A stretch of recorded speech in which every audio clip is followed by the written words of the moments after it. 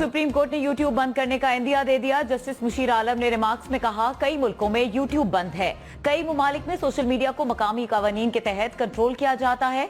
Justice काजी अमीन ने कहा, हमें आजादी इजहार राय से कोई मसला नहीं, कोई यूट्यूब पर चाचा तो कोई मामा बनकर बैठ जाता है। फौज, अदलिया और हुकूमत के खिलाफ लोगों को उकसाया जाता है। क्या FIA और PTA ने देखा है यूट्यूब पर क्या हो रहा है? यूट्यूब और सोशल मीडिया पर हमारे खानदानों को बख्शा नहीं जाता। अमेरिका और यूरोपीय यूनियन के खिलाफ मवाद यूट्यूब पर डालकर दिखाएं।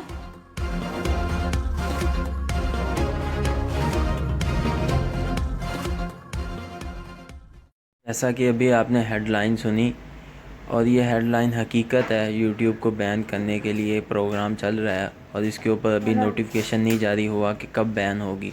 ये बात बड़े दुख से कहनी पड़ रही है कि बहुत से गद्दार दीन और वतन, तरीक़े इस्लाम और तरीक़े पाकिस्तान में मौजूद हैं जो कि किसी भी शो बज़ाहिर मुंसलिक होंगे, लेकिन इन बदबख्तों का काम है कौम को नुकसान पहुंचाना, जिससे ये दुनियावी वजह भी हो सकती है, वक्ती लालच भी हो सकती है, किसी किस्म की वजह ये हो सकती है। अल्लाह ताला पाकिस्तान और इल्म इस्लाम को इस गंद से पाक रखे। आमीन सुम्मा आमीन या रब्बुल आलमीन।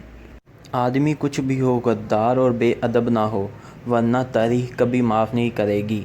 इस बात की ज़िंदा दलील गद्दार महल, उसका दूसरा नाम नमक हराम द्रोही, जिस पर आज भी हर कोई गुज़रते हुए थूक फेंक कर जाता है।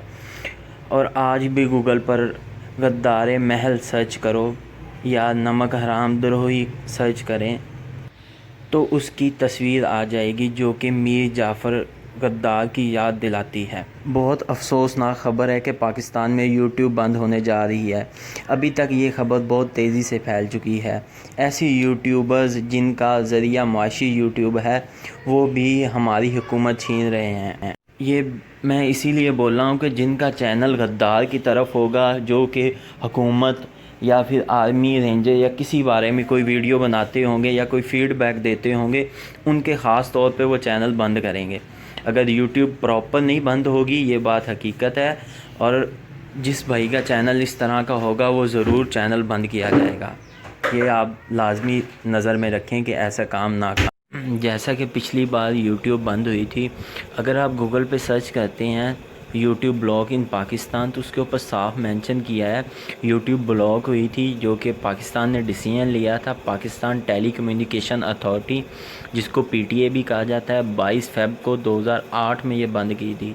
ठीक है, ये नॉन इस्लामिक ऑब्जेक्शनेबल वीडियो थी क्योंकि इस्लाम के ख़िलाफ़ थी। ठीक है, जिसका नाम फितना दिया गया था और इसी वजह से उन्होंने यूट्यूब बंद की कि फ़साद ना फैले, फितना ना फैले।